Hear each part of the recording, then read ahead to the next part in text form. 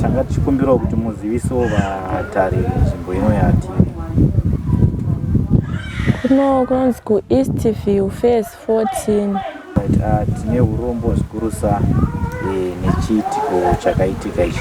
Tanga tichikumbirawo kuti mutirondedzerwe kuti zvakafamba sei. Zvakaitika ndezvekuti ndatorara manheru. Ndatorara murume wangu aenda kubhawa. Akadzoka zvekuma past 10. Ndobva asvika kutotanga kupopota semunhu anga akadhakwa. Ndobva atanga kupopota ndakwanisa kudaira. Ndobva apopota ndobva atoti saka uri kundiignore. Ndobva atanga kundirova. Ndobva ndakwanisa kusimuka ndichitiza ndichibva mubedroom anga ndiri ndichienda mukitchen. Ndobva atevera ndobva atanga kundirovera imomo. Ndobva mwana atanga kuchema akavhunduka nenoise. Mwana ndobva atanga kuchema. Ndobva ambondisiya ndobva aenda mubedroom aive nemwana aichema. Ndobva atanga kunyaredza mwana zvikanzi sorako mwana wangu, mai vako ndobenzi. Rega ndimborova mai vako ibenzi. Vanondiignore. Achiti rega ndimbonovarova futi. Saka nguva yakadaro ndomba ndikakwanisa kuvhura door kwazita ndakaloka nemukati. Vandavhura door ndobva ndatanga kumhanya ndichitizira kwaamwene vangu. Ndakamhanya iye achinditevera. Kusvika ndasvika kusaidi kwamwene vangu akazotosiya atonoti ndasvika. Ndobva ndasvika ndobva ndapinda mumba ndobva ndaexplainera mama zvangu zvaitika. Ndati mama ndasiya mwana. Ndobva timira tifonere gogo vaende vanotora mwana. Ndobva vafonera gogo.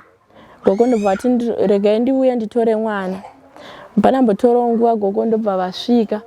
Vasvika vasati vatombo explainerwa zvaitika. Baba vomwana ndobva vasvika murume wangu. Akabata mwana mumaoko. Gogo ndobva vatoti iwe ko uri kuuya ukabata mwana asina kana heti kana jira. Zvaita sei? Haana kukwanisa kudaira. Gogo ndobva vati unza mwana wacho kuno. Ndobva atambidza gogo mwana. Vamwene vangu ndobva vati gogo mwana atofa kauyu. Gogo haana kukwanisa kudaira vakaramba vakangobata mwana. Zvikanzi na mwene wangu gogo mwana atofa kauyu. Ndobva vatongotora mwana uya ndobva vamuputira. Mwana anga angozvimba musoro. Iye ndobva ati gogo mati mwana afa. Zvikanzi ndobva ambobuda. Ndobva aenda. Ndobva ambopedza chinguva patikasara. Ndobva vafonera mapurisa. Mapurisa ndobva ati ndiri kuuya. Vatagara chinguva ndobva adzoka. Zvikanzi gogo mati mwana afa. Gogo akati mwana afa. Zvikanzi saka mafonera here mapurisa auya andisunge kozi ndatoraya imi edhakai. Gogo ndobva vamuti hatina namba dzemapurisa. Zvikanzi munadzo gogo, fonerai mapurisa auya andisunge. Ndiri pano hapana kwandiri kuenda. Ndobva gogo murume wewe ndobva agara kudaro. Hapana mbozotora time. Paakasimuka achiti gai ndimboenda kumba asi ndiripo hapana kwandiri kuenda. Ndobva aenda kumba ndobva asvika ndobva arara. Mapurisa anambotora nguva ndobva asvika. Vasvika ndobva vambotora mastatements. Vatora mastatements ndobva vati hande tinoona kwaitikira zvinhu izvi. Ndobva taenda kumba kuya. Takasvika ariko kumba akatorara. Ndobva vamutora. Ndobva vauya naye. Ndobva vazongomusunga ndobva vaenda naye. Ndo zvakaitika. Alright. Mwana anga akura zvakadini? Anga ane 3 months. Muzukuru uyu ari kunzi akabva kubhawa. Ndopa akapinda mumba. Ndokusvikotanga kunetsana nemudzimai. Mudzimai ndopa akatiza achisiya mwana. Asiya mwana akasvika kwaamwene vake ndokutaura kuti amai ndatiza ndasiya mwana ndanga ndichirohwa. Saka zvadaro vamwene vacho vakabva vandifonera inini. Amai muzukuru wenyu arova mukadzi. Saka mukadzi atiza akasiya mwana. Ini ndopa ndakati regai ndiuye ikoko. Ndobva ndauya. Ndopa ndakasvika ndisati ndambogara pasi kana kunzwa kuti nyaya dzacho dzakamira sei. Baba vemwana ndopa vakanoka dhoo. Ndobva ndavhura. Ndobva ndati kweiwe unouya nemwana asina kupfeka kana heti hana kana jira rekuti ubatise mwana hapana. haana kudaira.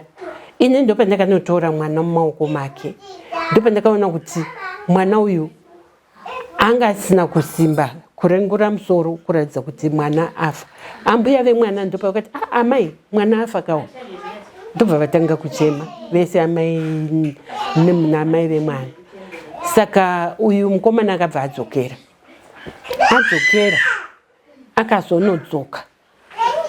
Tatopedza zvese zvokufonera mapurisa chichi. Ndobva ati gogo mati mwana afa. Tikati saka ndauraya kaini imedha kai. Saka motofonera mapurisa ndatouya. Mapurisa ngaauye vandisunge. Asi zvaitika ndezvokuti nokudhakwa kwandakaita uku ndandichiti ndinouya nemwana. Saka ndadonha ndikatsidzira mwana ndokufa kwaita mwana. Saka mapurisa vakazouya vakatora mastatement avo vakapedza vakati handei kumba kwacho. Vakaenda vakanoratidzwa zvese nepaakadonhera. Ndopa vakazouya naye ndokumutora ndokuenda naye. Alright, tine urombo gogo.